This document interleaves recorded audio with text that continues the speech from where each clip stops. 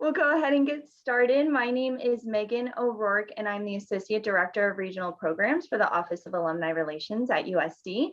I also am a proud member of the class of 2015. We are happy to have you for today's LA Torero Club event, Storytelling Success, How to Win Projects, Influence Your Boss, and Motivate Your Team. 2020 and the beginning of 2021 have brought hardships and uncertainty to many around the world, including many of those in our Torero community.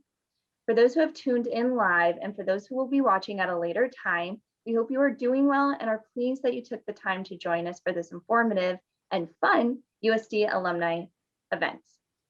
During our time at home, the Alumni Association staff is continuing our efforts to keep alumni engaged with and connected to the university, in addition to providing virtual events that are of the most need of our alumni, allowing them to learn something new and to take a break and to have some fun.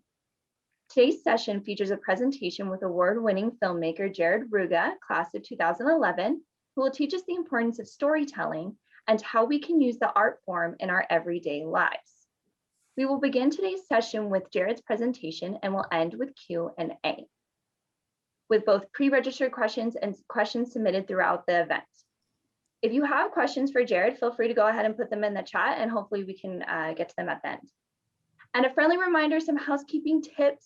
Please kindly mute your mics if you are not speaking, and to elevate your viewing preference to speaker view by clicking the top 3 little buttons in the right-hand corner of your video. That will allow you to see Jared's presentation more clearly.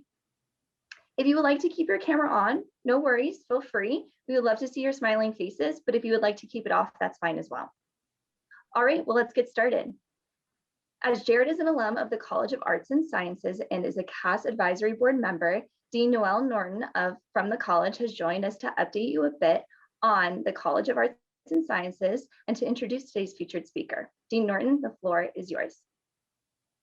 It is just such a delight to be here. As the Dean of the College of Arts and Sciences, I'm really proud to be able to help showcase in any way possible the value of a USD liberal arts education and what that value has for our graduates. So your speaker tonight is a perfect example of how the immersion in the liberal arts curriculum that's so deeply rooted in free inquiry, exploration across different subjects, ethical conduct, compassionate service, that all those things in a liberal arts curriculum leads to successful careers and purposeful lives. So again, you've got the perfect guy to talk to you about that tonight. But for those of you who are kind of exploring what the liberal arts might mean for your life or your future, I just came back from a higher ed conference where a lot of new data was presented on college and employment. And those who are able to show empathy, understand different cultures, think critically, and work in teams, like those 4 categories, they are the employees that are desired above and beyond all others.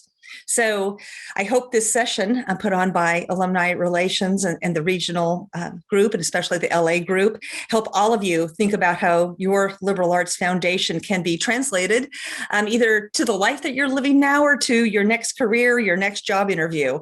It could help you stand out. So regardless of your major, whether you're business engineering or something in the college, you all get a liberal arts foundation at USD. So this whole series has been very exciting to hear about and to see. It's been great to hear about the college alumni coming back to speak about different topics, some in their areas of expertise, and some of them just parts of their life that they want to share, and so, work related and life related. So since COVID, they've been virtual, but just note, maybe you saw Erin Zimmerman, class of 2011, communication studies major. She taught us the 5 ways to become more easily visible in the online world. We had Sammy Matei, class of 11 as well, sociology, and she talked about leading alumni through a mindful yoga class. And we also had an alumni spotlight just recently featuring Carissa Valencia, class of 13, communication studies major. And she is the showrunner and executive producer of the Netflix Animations upcoming preschool series, Spirit Rangers. And I hope you got to see those, and I hope you stay tuned for any others we have. So right now, though, not we have, Alumni Relations does this. We're just happy to meet our our former graduates and alumni from the college and to share the joy in seeing them again. Anyway, it's my great pleasure to formally introduce Jared Ruga. He's also from the class of 11. I don't know if you knew Aaron Zimmerman and Sammy Matei, but also from the class of 11. And he was a triple major. Now that's really the liberal arts for you. Philosophy, communication studies, and business. So a winning combination of the mind and the career. So now, however, he is an Emmy-winning creative suit who founded Vivani Productions in 2017 to match underserved stories and storytellers with their audiences. So Vivani's first project was the 2018 Sundance premiere, Quiet Heroes, where I got to go to your party, Jared. That was great. The kickoff party with President Harris was there as well. Anyway, so I'm getting distracted for a second. Anyway, in 2018, this premiere, Quiet Heroes, was where Jared was the director, the producer, and the executive producer. So now, day to day, he develops and supervises the execution and maintenance of Vivani's strategic vision and relationships and IP. He is deeply engaged in the media for impact space, and he has co-founded both the Lights Park Foundation and the Impact Guild. He's quite successful. I want to note that Jared kind of was a student of mine when I was the honors program director. He was just coming in as I was going off to be a department chair, but I followed his career very carefully. And now he is a member, as Megan said, of the College Dean's Advisory Council. He is the youngest member we have on the board. And there's a couple of board members here this evening to see him in action. But he also teaches a class in the college now. And I guess you could kind of say I'm his boss too. So we have many different relationships here. I'm going to turn the floor over and be quiet. Full circle. Thank you, Dean Norton, for that introduction. Hi, everyone. Good to see you all on Zoom. This is our lives anymore, but lights at the end of the tunnel, I hope. I'm going to go ahead and share my screen here so you all can follow along with a little PowerPoint presentation visual aid. That should be full screen now. Y'all got that? Looking good. Okay. So I'm here to talk a little bit about storytelling. First, I want to get a sense of who's in the Zoom. Many of you have already chatted in where you are, where you live. But if you could also say like what you studied at USD, or I noticed there are a few professors here, if you want to put what you teach. And then your profession role. We'll come back to this in a minute, just so I can see if I can tune the lessons at all to the specific audience tonight. In the meantime, I'll basically give you a quick overview, fill in with a little bit more color what Dean Norton included in her introduction. My day-to-day is really absorbed by my role at Vivani. Right now, we've got a number of projects in development. I'll give a little more color in a minute, but it's mostly film and TV projects. We started out in documentary, and we've been pivoting into fiction work, narrative films, as we call it in the industry. And Lights Park Foundation is a private operating foundation that I co-founded in 2016 and sit on the board of. And that is aiming to strengthen democracy through an innovative incubator model. Quiet Heroes, of course, was kind of my most public hit to date. I also made a film called No Crime and Sin. Both of those are available on Amazon Prime Video, free to Prime members. So if you're one of the hundreds of millions of people with a Prime membership, you can just check those out. And Dean Norton mentioned the Impact Guild. That is a new organization. We founded it in 2019 and kind of gained steam over the year, and then converted to digital operations, virtual operations last year due to the pandemic. But it's a global influencer network of several hundred people who work in news, entertainment, media, pop culture, and use their position, platform, reach for pro-social good. So the stuff that's coming up, the stuff that is really absorbing my focus right now are the 25 projects I've got in development at Vivani. 14 of those are feature films. We've got 8 TV shows, 1 memoir, a stage musical, and a podcast. So smattering of a few different media types, but mostly film and TV stuff. Of course, we all know that I went to USD. That's why I'm here. Had an awesome undergrad experience there, was deeply involved with USD TV and associated students. Then I had a gap year in between and then went to grad school at the University of Utah. I'm originally from Salt Lake City, born and raised, so it's a bit of a homecoming there. I did law school, an MBA, and an MFA in film. So then once I kind of completed my education, actually in my final year of grad school, I founded the company that would become Vivani, and I started producing Quiet Heroes. So no gap year in between grad school and working. I did want to take a peek at the chat. I'll stop sharing for a minute so we can see what everyone has put in here. Looks like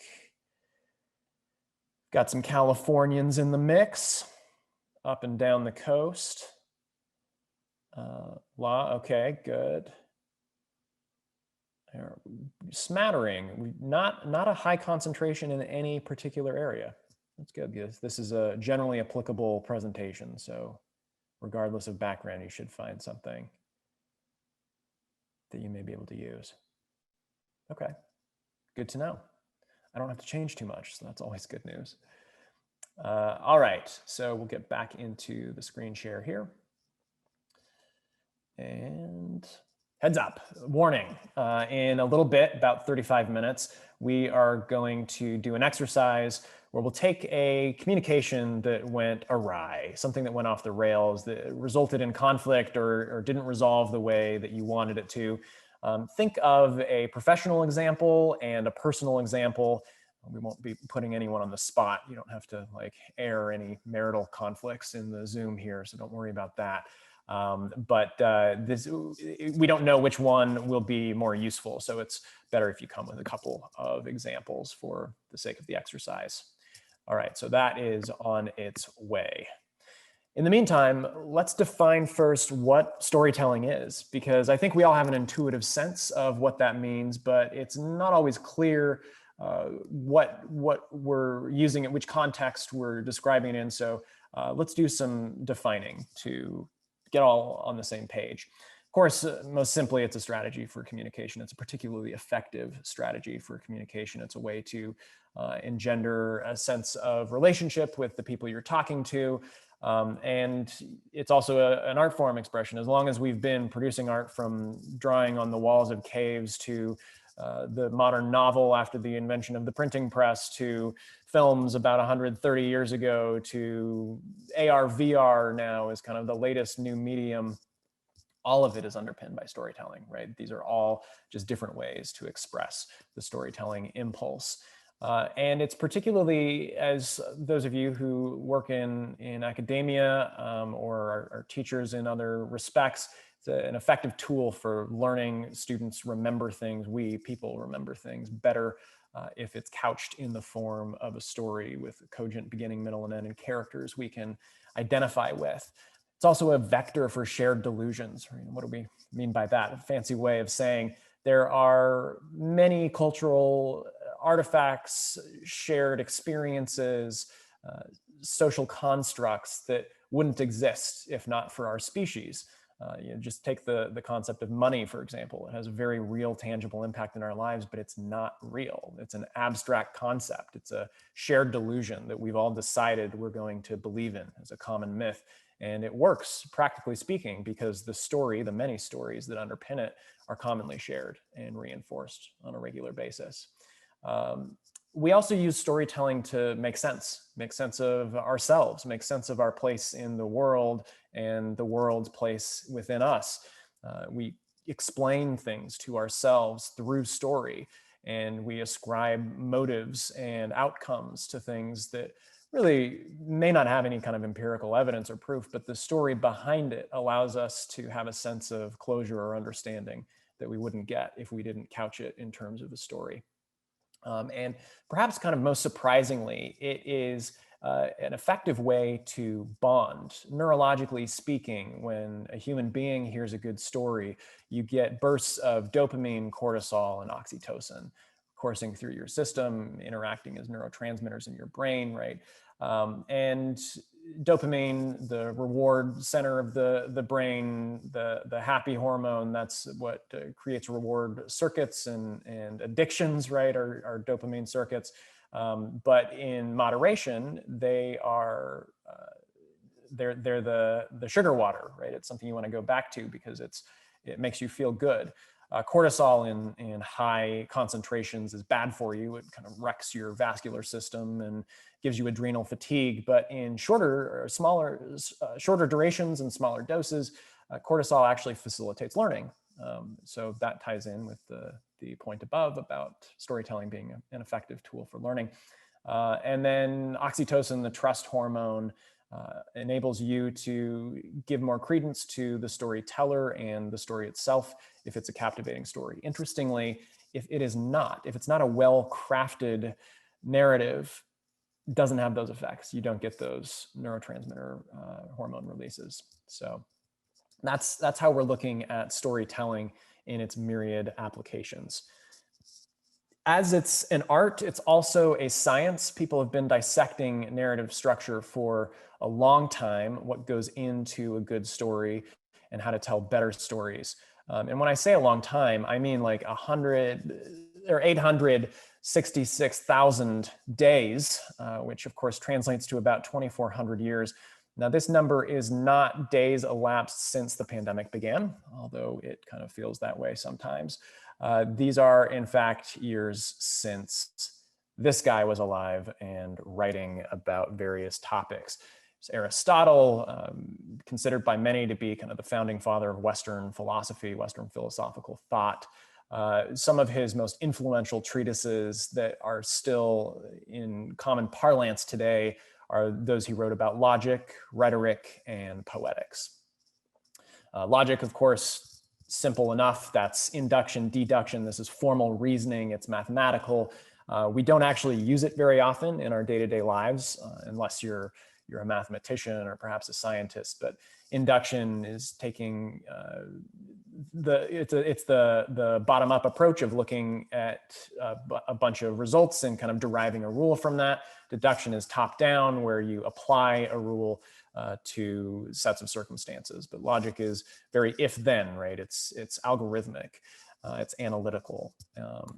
What we use more often in our day-to-day communication with each other is rhetoric, right? This is not formal logic. It doesn't follow syllogisms, et cetera, but it is composed or comprised of the rhetorical triangle of logos, ethos, and pathos. Logos is kind of the rational thrust, not formal logic necessarily, but it's the content of the message. Ethos is the speaker. It's the credibility that you give, the credence you give to the person speaking, given their background or expertise or their ability to speak on the particular topic. Pathos is the style in which it's delivered, which has some kind of emotional appeal, right? So it's like, what's the rational hook? What's the credibility of the speaker? And what's the emotional engagement of the style? Poetics is kind of the third major category. That had three subsections: tragedy, epic poetry, and comedy. Unfortunately, comedy was lost to history. It's referenced in other writings, so we know it existed. We just don't have it. But we do have tragedy and epic poetry. Epic poetry, not really something that is very common anymore. This is an art form that's really fallen out of favor in the last couple hundred years. But if you read Beowulf in school, that's an epic poem. So that's an ancient art form that we tend not to traffic in too much these days. Tragedy, however, is very much part of the lexicon in storytelling of all stripes. And so let's dig in a little bit into some of the themes that crop up in Aristotle's description of tragedy. So any good tragedy has plot, characters, and what we'll refer to for the balance of this presentation as a moral argument. So let's take each of those in turn. We'll start first with plot. So Aristotle said, for a plot to be satisfying, it's got to have a beginning, middle, and end. It's got to be unified. It can't have any loose ends. You want everything that you set up to ultimately pay off. It also needs to say something. It needs to draw on universal themes, because its lofty ideals are what are explored in tragedy. Baser interests are the realm of comedy.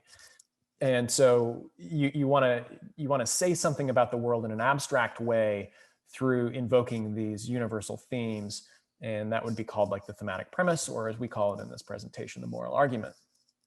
Surprises are also particularly engaging in plots. These could be reversal of fortunes. These could be this could be a surprise discovery. But whatever the surprise is, it needs to logically flow from events. No Deus ex machina resolutions, right? Of course, that term comes from the ancient Greek plays, where the protagonist got into a bit of a pickle, and then one of the deities was lowered onto the stage and through a stroke of magic solved the problem for the protagonist.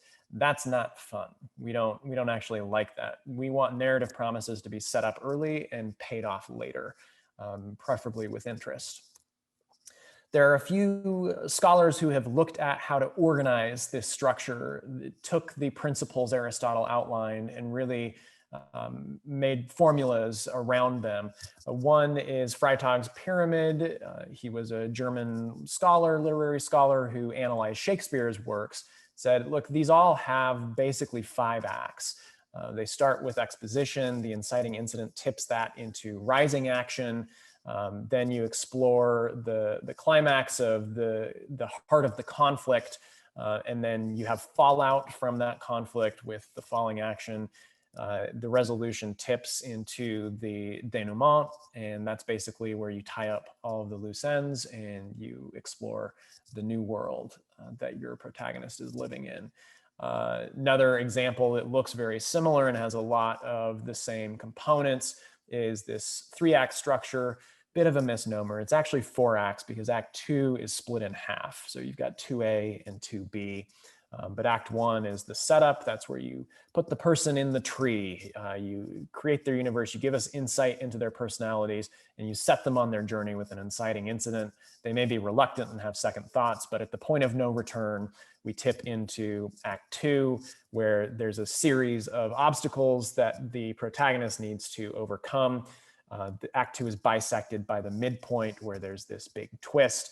A crucial distinction is that in 2A, before the midpoint, the protagonist is just reacting to things. But after the midpoint, they become proactive, because they're forced to take more discretion over their fate, a little bit more agency. And then between Acts 2 and 3, you've got the climax, where the antagonist forces a conflict, the resolution of the conflict with the protagonist, and then you unpack the fallout therein. You go into resolution, and then the end. The beginning and the end kind of mirror each other. They're similar in some ways, but obviously the world has probably changed. The protagonist certainly should have. And the other key thing to note is, in the resolution, the protagonist needs to be able to share that with someone, whether it's a love interest or a sidekick or a mentor. They have to be able to enjoy the fruits of their labor with someone, because over the course of the story, we've developed this parasocial relationship with the protagonist, and we see ourselves identifying with the people that they are enjoying the fruits of their labors with. And so we feel invested in the story and a part of the resolution if they get to enjoy it with others we see on screen or read it on the page. Probably the most famous rendering of this is the hero's journey. This is Joseph Campbell, Hero with a Thousand Faces. Basically, he took the 3-act structure and made it into this loop where you've got the normal world on top, the unknown world underneath, death and rebirth at the midpoint, but very, very similar to the traditional 3-act structure with just a little bit more color. And Dan Harmon, who's a TV showrunner, he created Community and Rick and Morty and a few other TV shows. He came up with his half-hour comedy episode, Story Circle, which starts with the protagonist who then wants something, who chases it and eventually finds it, takes it, returns, but has changed as a result, right? So you see that kind of loop: order, the world of the known; chaos, the world of the unknown underneath. All right, so now we have a sense of how the plot moves forward, but we need to now familiarize ourselves with who the plot moves through, who animates the plot, who do we identify with, who do we empathize with. And of course, the most common one is not necessarily super, but a hero, and that's the protagonist. What exactly is a protagonist, and is there only one? There can be multiple protagonists. It's rare. There's typically just one protagonist. In 95+% of stories, you do have one protagonist, but a particularly good example was Hitchcock's 1960 classic, Psycho, where you have Marion Crane absconding with the money she looted from a client and checking into the Bates Motel, where of course she meets her iconic and untimely demise at the hands of Norman Bates. Meanwhile, her boyfriend and sister go looking for her because she's missing. And midway through, because of her death, the protagonist shifts to the other two characters. And it's rather seamless, and we almost don't notice it as an audience. But there is that very marked shift in the protagonist. So what do we expect from a protagonist? Well, we want to be emotionally engaged with them. They need to engender a sense of empathy. We need to identify with them to a certain extent. We don't need to identify with everything about them. We just need to find something about them we like. But they can't be perfect. They need to have some kind of Achilles heel or tragic flaw. And that gets exploited later by someone we'll see on the next slide. The unstoppable force. They are an unstoppable force, right? They have to be pursuing something with reckless abandon. What's motivating them? It could be anything. It could be justice or other lofty ideals. It could be revenge or other baser instincts. It could be love or sex or money. But they have to have something that they're really committed to achieving, to obtaining. And then they go on a journey to execute that mission. And along that journey, they encounter a lot of conflict. And if they're good, if the story all works out the way it's supposed to, their Achilles heel, their tragic flaw is confronted and they are forced to grow. But that growth does not necessarily come naturally. It is forced by these guys. Now, there is a distinction between an antagonist and a villain. Those are not interchangeable terms. You can tell the difference by the effect on the protagonist. They both affect the protagonist in different ways. The antagonist is the one that forces the change, right? So that's the immovable object against which the unstoppable force of the protagonist collides. And that creates the tension, the conflict that drives the story forward. The antagonist is also a villain if they have bad intent, or as we would say in criminal law, mens rea, right? Guilty mind. They've got to have bad motives. They've got to be selfish. They've got to be sociopathic. They've got to be narcissistic. There's got to be something about them that is not for the greater good, and that ire needs to be directed in some way toward the protagonist. So that's the villain. The villain is always a character because it has to have that intent, but the antagonist doesn't have to be a character. It usually is, but it could be an abstraction or something else unseen. So we'll go through a few examples to illustrate this. So Darth Vader is both, right? He's the antagonist and the villain because he's in charge of the Death Star and captures Princess Leia, and that's the whole reason Luke Skywalker has to go on the journey, right? And he's got bad intent. He's a bad guy. So he's both. Alan Krumwiede, who is from the 2011 film Contagion, which had a lot more resonance last year, he was a villain because he was promoting this folk cure, this folk remedy to the virus that was spreading across the world. And of course, he had a financial interest in people buying that. And so he was an opportunist exploiting a weak moment for humanity to line his own pockets. He wasn't also the antagonist, though, because the thing that was motivating change was the virus, right? That was the antagonist. So he was the villain, but not the antagonist. And then The Fugitive, Harrison Ford, Tommy Lee Jones. Samuel Gerard was Tommy Lee Jones' character in a confrontation between Harrison Ford and Tommy Lee Jones with the gun pointed in his direction. He responds to Harrison Ford saying, "I didn't kill my wife," with I don't care. And it wasn't that he didn't care that he was wrongfully accused. It was that he was just doing his job. There was no bad intent there. He just wanted, he was pursuing his own lofty ideals of justice and making society safer, or whatever drove him psychologically. So he would be the antagonist because he was forcing the story ahead and keeping the fugitive on the run. But he wasn't a villain because he didn't have bad intent.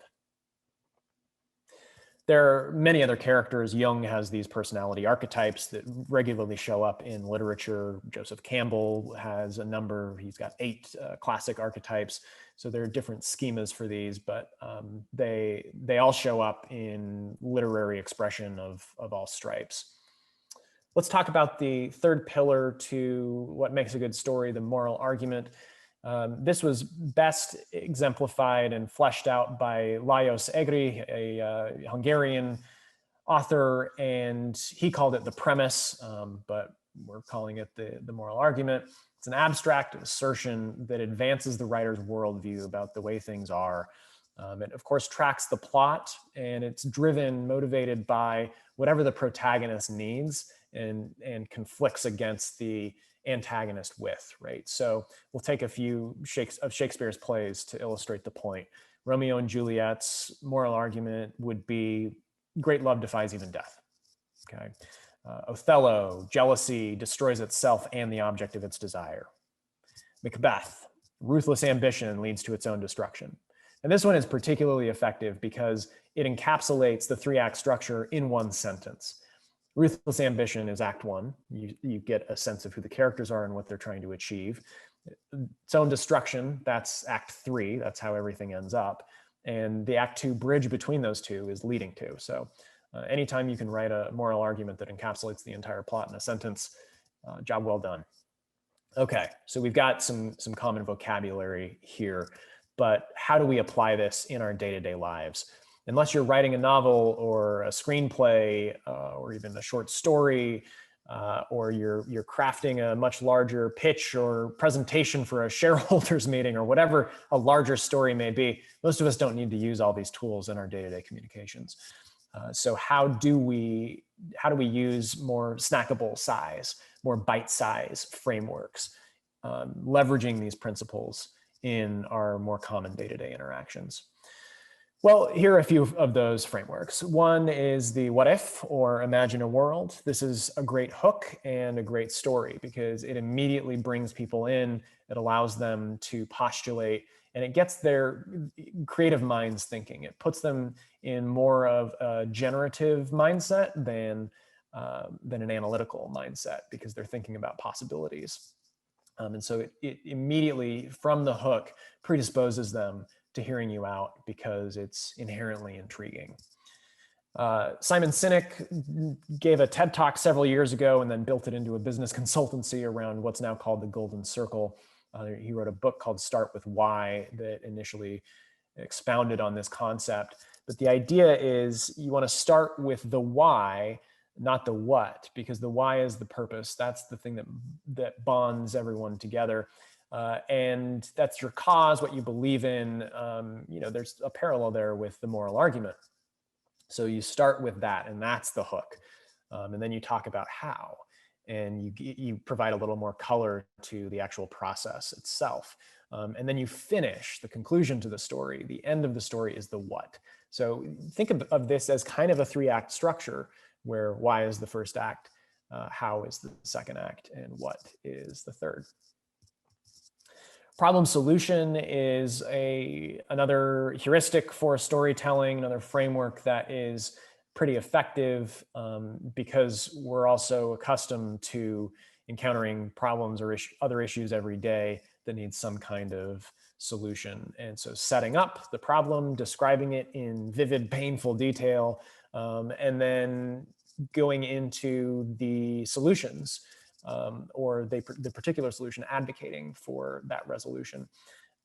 That's a rather effective framework. It's also a good argumentation strategy. Metaphor and analogy.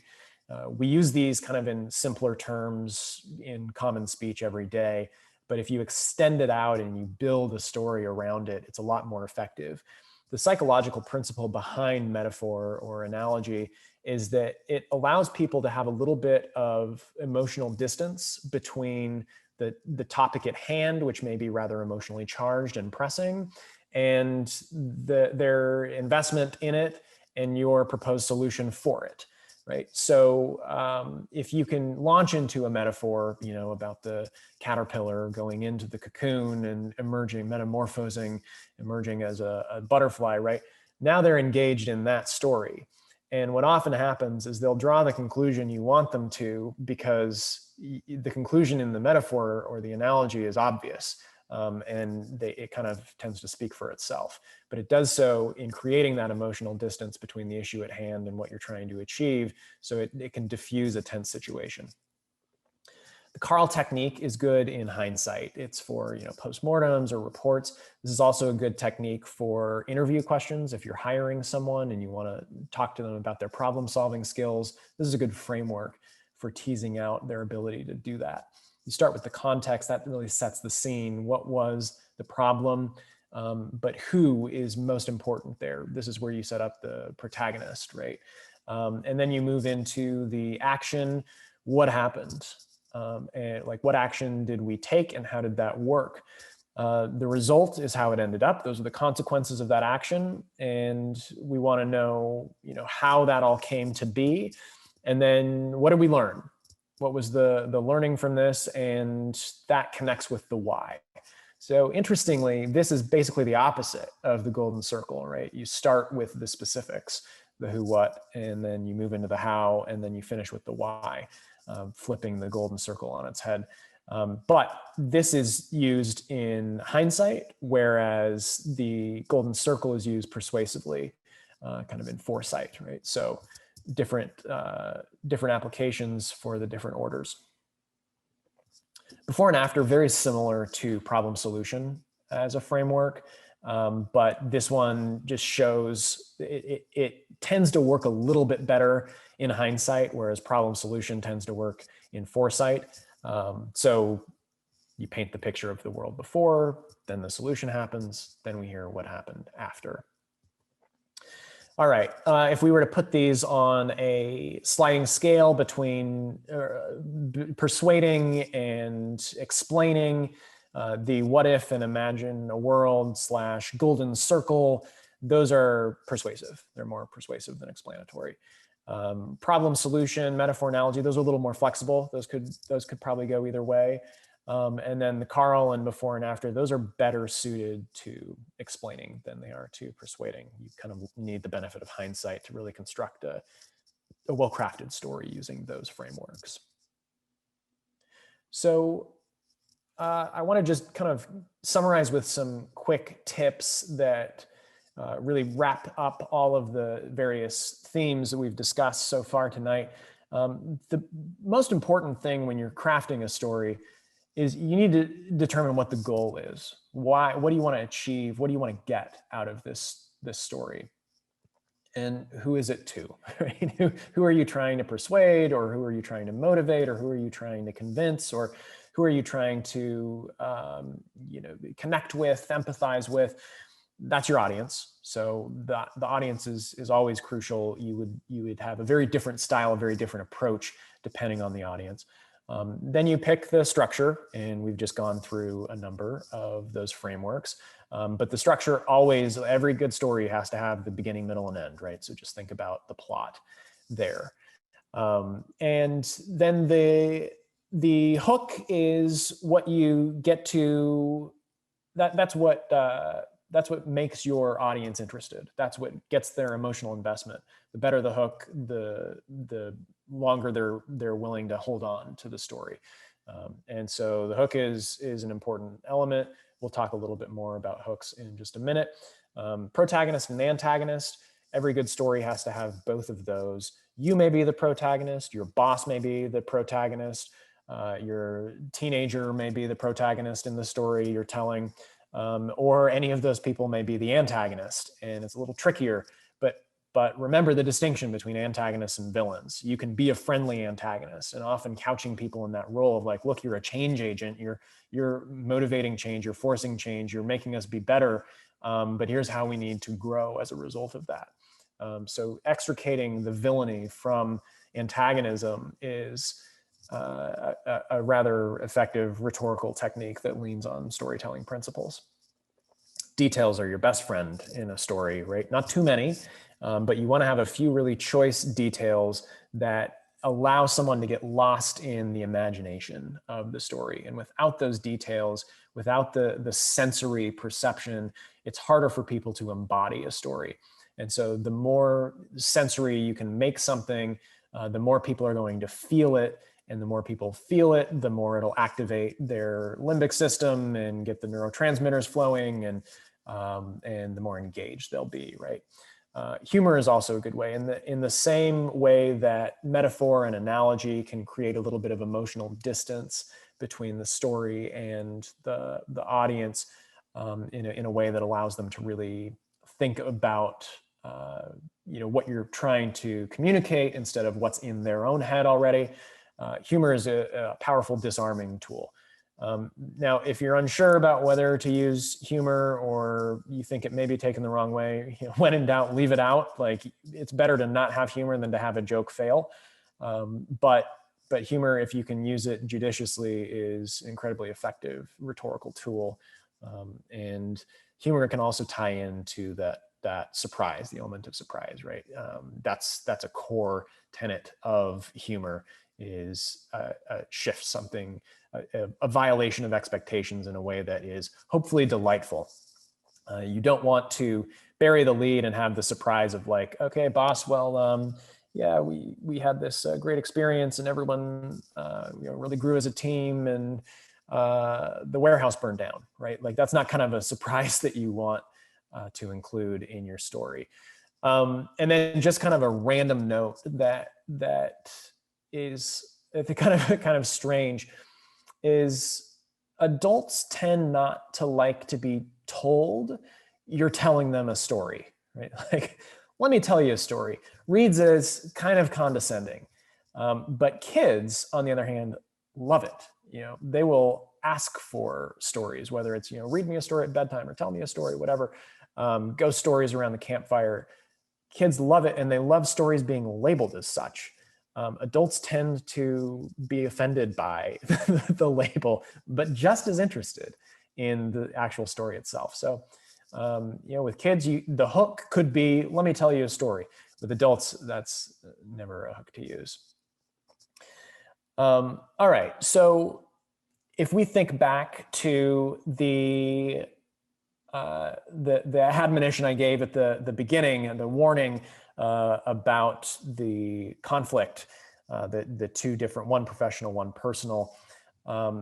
This is a communication that didn't go well, ended in conflict, derailed conversation. Let's rewrite it. Let's rewrite it using some storytelling principles. So I'm going to stop sharing this screen and start sharing another. I'm also going to put in the chat a link to Google Drive. That should show up there now. And this is a little takeaway that you all are welcome to use to kind of get a little more familiar with the storytelling process in a more formal way. So I'm going to share this screen here. You all should be able to now see the Storytelling Success Workshop. So here's a grid basically where I've taken those bite-sized story templates and I have put them into this schema. You want to originally describe what the conflict or failed communication was, and now reimagine it. What were you trying to achieve? What's the goal? Who's the audience? Who's the protagonist in this story? Who or what is the antagonist? What's the hook? What are the details that you can use to really embody the story in your audience? And is there an opportunity for some kind of humor? Is there an opportunity for a surprise? And what's the arc? What's the beginning, middle, and end? And so I've kind of given, in some cases, some prompts to get you started. Same thing with Golden Circle. Really, the only thing that changes between these is the hook and the arc, because everything else is pretty standard across whatever you are trying to, whatever kind of story you're trying to convey. So this is something that you can try. We probably don't have time for you to go through specific examples, but I'm curious to see if this works. If you can recast a conflict or a failed communication in a story and hopefully get a better result. Some of the things that may come up are, if you're pitching a client and they failed, they didn't buy your product or service, or you were consoling someone and it didn't work, you made them feel worse, or you wanted to inspire action and instead something got derailed. Maybe you were offering advice that wasn't well taken. You couldn't win support for your perspective or your proposed course of action.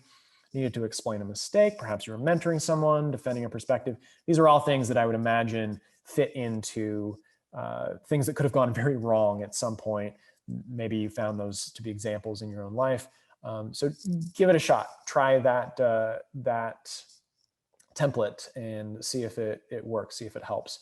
There's also in that folder on Google Drive a little collection of articles in case you're interested in any of the things we've talked about in this PowerPoint. You can do a little bit more further reading there. So before we go into the Q&A, I just wanted to make sure that I gave my email out in case anyone had any follow-up questions, jared@vivani.com. And now I think Megan is going to lead us in the Q&A. Great. Thanks so much, Jared. That was super informative. I really appreciated from my lack of understanding the storytelling process that you led us through, how it can be applied, one, the fundamentals, but two, how it can be applied to our everyday life. So thank you for that. We have a lot of great questions that came in during the registration. And for those who are still on the call with us, feel free to put some more in the chat. We have about 10 minutes for Q&A. So if you have anything you want, burner questions that you want to ask, or burning questions you want to ask Jared, go ahead and put them in the chat. So I will go ahead and pull those up. And we will start with, what are some of the best ways to engage with your team and increase the quality and depth of connection? Yeah, so I think like seeing people as the protagonists in their own story is an effective tack for engendering more of a deeper relationship with the people on your team. Also, crafting the vision in a way that has that arc, right? Where you do have the 3-act structure, and you can recognize that sometimes you may be in the middle, whether it's a product launch or you're in a startup environment, or there's whatever kind of major change you may be in the middle of. You're in Act 2, right? Like there are obstacles and you have to overcome them, and everyone has a role, everyone has an archetype they can play. And so I think recognizing that no story is just protagonist and antagonist, that like every story requires a mentor and a sidekick and a trickster and other archetypes like that, that will help in crafting the team of people, all of whom have unique contributions to the collective story of whatever you all are trying to achieve. I think at the same time, recognizing that there are boundaries to relationships where sometimes like your subordinate should not also be your love interest in the story of your life, right? Like that also helps. There are plenty of stories about bleeding boundaries that you may not want to act out in your own life, but storytelling always has an example to a warning to heed. Great. Talk to us a little bit about maintaining business relationships during social distancing. That's weird. I think we're all trying to figure that out. Really, it's because it's all virtual these days. I found that like any good story, whatever communication you're using needs to be the right medium for the purpose, right? Like we all sit on Zoom a lot all day, every day. And sometimes it could just be a phone call. I like to pace, if I'm talking with someone, it's a habit. And so I think finding the medium of communication that is most effective for what you're trying to communicate is always helpful. But then, doing little things like I had Kristen and Maggie, who are the main subjects of Quiet Heroes, for example. They're birders. They like taking their binoculars out and seeing if they can find different types of birds around their neighborhood, and wherever they travel, they're always on the lookout. And I came across this board game called Wingspan, where you're basically like, it's this strategy game around finding birds. And I was like, oh, that's perfect for them. So I Amazoned it to their house and got an email from them this morning. We got the game. We're so excited to play. Right. So little things like little gifts that you can send to people. Emails are nice to receive.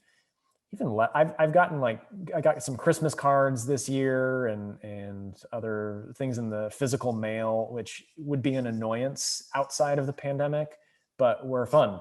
It's like I get 100 emails a day, but I don't get 100 postcards. So I think thinking a little bit creatively about how we can use the tools that have always been at our disposal in maybe a novel and surprising way is one way to maintain relationships without being together.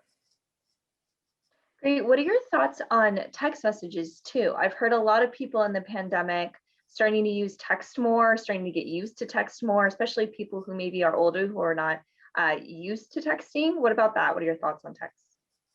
I'm a big fan of texting, right? Like use the appropriate medium for the conversation. If you want to catch up with someone and ask them in-depth conversations about their well-being, maybe texting is not the best way to do it, but maybe it is, because that's better than nothing. And it's like a lower pressure medium where people don't feel like they have to be on.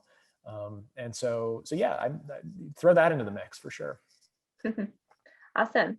All right, so can you talk about the elevator pitch, and more specifically how to answer who you are in relation to selling yourself, but then also selling a product? Mm-hmm. So out of everything we talked about in this workshop, the most important part in an elevator pitch is the hook, right? You've got about 5 seconds to get someone's interest. And so having something, humor is good, but risky if you don't know the person. But the what if technique, the what if structure tends to work pretty well for elevator pitches because it's concise. Asking a question about a problem and using the problem solution structure, that also tends to lend itself pretty effectively to elevator pitches. As far as asking or answering the question, who are you? What do you do? I think that's what people that's what people are getting at, is like, what drives you? What do you do? What's your role on this planet? And we tend to answer that with our profession. If I'm at a networking event, of course, this is pre-COVID, but even on the virtual stuff on Zoom, first thing I say is I'm Jared. I live in LA and I'm a filmmaker, right? And that's those probably aren't the most interesting things about me. But finding some kind of finer detail of your identity that may also serve as a hook is an interesting way to answer that question that maybe doesn't feel so rote. Now, personally, I think that if you said, "Hi, I'm Jared, I'm a filmmaker," I would think that automatically is really intriguing and different. But yes, I do agree with you. Through our work with the Alumni Association, we of course do a lot of not only events like this, but a lot of networking events. And when we first started, it was, let us know what you do. And that got, quite frankly, old really quickly. So we started getting creative with our questions, what to ask our attendees, just to show off a little bit more of who they are. So I totally echo what you just said about that. Alrighty, so we have a couple more. This is a fun one about USD, which I really appreciate, is what key tools has USD taught you to find success post-grad? At the risk of repeating Dean Norton's intro about the importance of a liberal arts education, I think that the thing that I got most out of my USD education was that it was self-directed and interdisciplinary, in that I was able to kind of follow my own path, and I ended up, landing on majors that interested me. But it was in doing that in parallel that I was able to make connections that I don't think I would have made had I been doing those things in sequence. And so that kind of parallel approach is pretty crucial, and it's a tenet of the liberal arts education that USD does particularly well. And life in general, I mean, as a filmmaker and proprietor of a production company, you have to do everything all the time. You got to wear multiple hats a day, and being accustomed to examining things through different lenses, especially when it comes to problem solving. And like, okay, well, maybe this isn't a business problem. Maybe it's a relationship problem, or maybe it's a storytelling problem, or maybe it's a technological problem. And being able to gaze through those different lenses gives you a higher likelihood of coming to a solution for things. So I can't stress enough how important that flexibility and thought that a liberal arts education gives you can pay dividends in whatever your career ends up being. Great. All right. Well, I think that wraps up our time. Especially, I would love to end with that. You are a perfect spokesperson for USD all across the board. But the last two questions I have for you, and I didn't prepare you with them, and they're rapid fire questions that my boss, Senior Director Charles Bass, who's on today's call, likes to do. Is the first I'm going to ask you, of course, what is your favorite movie? As a filmmaker, I get this question all the time, and I never have a good answer because I have different favorites in different genres. But because I talked about it in the presentation tonight, Hitchcock's Psycho was such a reinvention of the industry. It was the first slasher film ever, right? It was produced after the advent of color film, but they filmed it in black and white anyway because they wanted to get around the Hays Code. They thought the blood would be too graphic if it were actually red. And so black and white kind of avoids that trap. So he invents a genre. And then from a marketing perspective, it was just brilliant. He went and bought every copy. It was based on Robert Bloch's book of the same name. And he bought every copy that he could find, that he could get his hands on, so it wouldn't spoil the ending. That there was no, well, spoiler alert, I guess. It's 1960. You've had enough time to see it. It's that Norma, the mom, the mother, and Norman are the same person, right? He didn't want that to be spoiled, and so he bought up the books. So it was just this masterclass in how to invent a new genre and market it in a way that was incredibly effective. And of course, from a business perspective, it was also very successful. It was an immensely profitable film. Hitchcock himself was a jerk. He had a temper, and he was a misogynist, and just kind of generally a creep. So he's not a personal idol, but he was a masterful filmmaker. And I think Psycho was a particularly good example of his craft. Great. Okay. And then the final question is, where is your favorite spot on USD's campus? I spent a lot of time in it was new when I was there, the Student Life Pavilion, where from the fourth floor where the student orgs were, USD TV had a little office. And it was a terrible little office. It was like the equivalent of a closet. We just used it mostly for storage, but it had a tiny window, and it had a view across Mission Bay to the ocean. And every sunset, the warm golden hour light would pour in through that little window. It was like, I can't believe that, like, even from what's essentially a storage closet on this campus, I can see the Pacific Ocean and see the sun setting over it. So that to me was a particularly illustrative example of how thoughtful the design of the experience at USD is. Like, even in the USD TV office / closet, you can see the ocean. Well, great. Thanks so much, Jared. That about wraps up our time. Thank you for leading us through an interesting and informative conversation. If you would like to further connect with Jared on any of the topics that we discussed tonight. Jared, is it okay if I include your email in the thank you email? Okay, great. Yep. So we'll go ahead and include Jared's email for you to reach out further. But before everyone goes, I would like to remind you of the other opportunities to connect and get involved with the USD Alumni Association during this time. To register for events and to view other programs we provide, such as our Tiny Toreros podcast, virtual events for affinity and regional groups, and Hire USD, that's a big one, a campaign where we encourage toreros to hire toreros. Please visit alumni.sandiego.edu. Thanks again to Dean Norton for joining us for today as well. And thank you all for joining us. We hope you have a great rest of your night. We hope you take care, and we hope that we will see you at another USD event soon. Thanks, everyone.